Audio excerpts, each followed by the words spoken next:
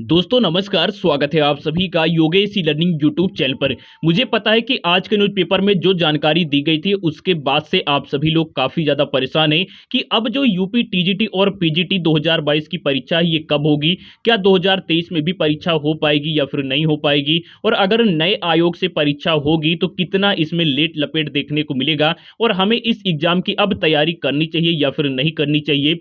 इन सभी चीज़ों को लेकर के बात करेंगे। इसके अलावा न्यूज़पेपर के अलावा भी कई सारी जानकारियां इस वीडियो के माध्यम से आपको मिलने वाली हैं जो कि पूरी तरीके से ऑथेंटिक जानकारियां होंगी। तो आप सभी अगर इस चैनल पर नए हैं तो इस चैनल को सब्सक्राइब कर लें, क्योंकि यहां पर जो भी जानकारी आपको दी जाएगी वो पूरी तरीके से ऑथेंटिक, आधिकारिक और प्रमाणित जानकारी होगी।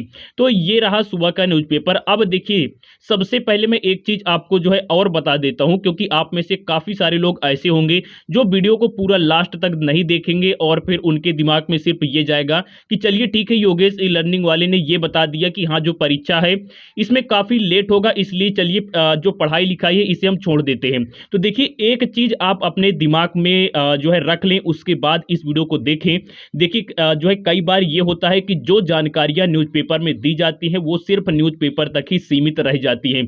आप सभी जानते हैं कि कई जो है भर्तियों को लेकर के हो, रिजल्ट को लेकर के हो या फिर एडमिट कार्ड को लेकर के हो, यानी कि जो जानकारी दी जाती है 100 में से 50% जानकारी पर ही काम किया जाता है और 50% सिर्फ न्यूज़पेपर तक ही सीमित रह जाती है। तो इसीलिए आपको इस जानकारी को आधिकारिक, ऑथेंटिक, प्रमाणित नहीं मानना है। हो सकता है कि यह जानकारी सिर्फ न्यूज़पेपर तक ही रह जाए, क्योंकि इसके लिए कोई भी अभी तक आधिकारिक घोषणा नहीं हुई है। जितने बार जो है यहां से छात्र संगठनों ने मुलाकात की है चयन बोर्ड में, तो चयन बोर्ड से भी ऐसी कोई जानकारी नहीं आई है और ना ही शासन की ओर से। तो इसीलिए इस जानकारी को आधिकारिक नहीं मानना है, क्योंकि अगर मान लेते हैं कि कल को ये भी न्यूज़पेपर में ही सिमट कर रह गई और उसके कुछ दिनों के बाद ये पता चले कि नहीं भाई साहब, परीक्षा तो चयन बोर्ड ही करवाएगा, तो उससे आपका नुकसान भी हो सकता है। और फिर देखिए, मैं भी ये प्रयास करता हूं कि मेरे से जो जानकारी आपको मिले उससे आपका नुकसान ना हो। जब चीजें पूरी तरीके से जो है कंफर्म हो जाती हैं कि नहीं परीक्षा लेट ही होगी, तभी मैं वो चीजें आपके समक्ष रखता हूं। क्योंकि अगर मैंने बता दिया कि परीक्षा में लेट होगी और अगर थोड़े से भी चांस बन गए कि नहीं परीक्षा जल्दी होगी, तो उससे आपका नुकसान हो सकता है। अब यहां से जो भी हम बात करेंगे वो सिर्फ न्यूज़पेपर के माध्यम से बात करेंगे। हालांकि जो इसमें जानकारियां दी गई हैं वो पूरी तरीके से तर्कपूर्ण है। मैं ये नहीं कह रहा कि ये सारी चीजें गलत हैं। अब देखिए, इन्हीं को हम यहां से समझने वाले हैं। तो देखिए, सबसे पहला जो यहां से तर्क है वो ये है कि मान लेते हैं कि चयन बोर्ड में सदस्य नहीं थे, तो इसकी वजह से परीक्षा में लेट लपेट देखने को मिला है। लेकिन वहीं अगर हम बात करें उच्चतर शिक्षा सेवा चयन आयोग की, यानी कि यूपीएचईएससी की, तो यूपीएचईएससी ने अगस्त के माह में असिस्टेंट प्रोफेसर भर्ती के लिए नोटिफिकेशन जारी किया था और इसमें तो सदस्य, अध्यक्ष सारे ही यहां से जो कोरम थे वो पूरी तरीके से जो है पूर्ण थे। लेकिन इसका भी एग्जाम अभी तक नहीं हो पाया है, कोई भी डेट की अनाउंसमेंट भी नहीं हुई है और ना ही अभी होने के चांस भी हैं। दूसरी ओर चयन बोर्ड में तो यहां से जो है सदस्यों का बहाना था। तो कहीं ना कहीं ये सारी चीजें इसी ओर इंगित कर रही हैं, ऐसा नहीं है। और इस नए आयोग की जो चर्चाएं हैं वो आज से नहीं बल्कि 2017 से थी, जब प्रदेश में पहली बार भाजपा की सरकार बनी थी। और उसके बाद 2018 में जब इन दोनों ही अध्यक्षों की नियुक्ति हुई, उसके बाद भी एक दफा इनसे इस्तीफा भी मांगा जा चुका था।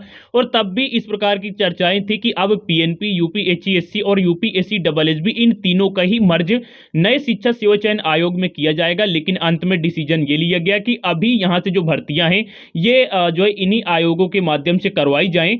लेकिन अब आपको जो यहां से जानकारी देखने को मिल रही है उसमें यह भी दावा किया जा रहा है कि अब जो है नए शिक्षा सेवा चयन आयोग को लेकर के जो यहां से कैबिनेट से मंजूरी है वो भी मिल चुकी है। देखने को मिलेगा कि इस नए आयोग का जो मसौदा है ये पहले ही कैबिनेट से पास हो चुका है, बस अब देरी है तो गठन की।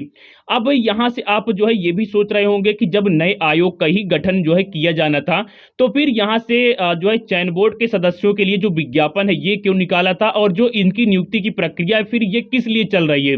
तो देखिए, मैं इसको लेकर के भी आपको यहां से क्लियर कर दे रहा हूं कि जो यहां से तीनों आयोग के मर्ज करने के बाद जो नया आयोग बनेगा इसका भी संचालन माध्यमिक शिक्षा सेवा चयन बोर्ड से ही किया जाएगा। तो जब इसका संचालन यहां से किया जाएगा तो ऐसा नहीं है कि इसमें जो है पूरे ही कर्मचारी नए नियुक्त होंगे, बल्कि जो है इन्हीं सभी जो है कर्मचारियों, अधिकारियों का ही आपको जो है स्थानांतरण देखने को मिलेगा और उसके बाद यहां से जो नया आयोग है ये आपको देखने को मिलेगा। और अब अगर हम बात करें कि इस प्रकार जो परीक्षा ये कब होगी, तो देखिए इस न्यूज़पेपर के मुताबिक अगर हम ये मान लें कि परीक्षा नए आयोग से ही होगी, तो फिर परीक्षा में काफी लेट होने वाला है। हालांकि इसमें यह बताया गया कि 3 से 4 माह में आयोग का गठन हो जाएगा, लेकिन ऐसा नहीं है। अगर जानकारी 1 महीने की दी जाती है तो 1 साल भी यहां से सरकार लगा देती है।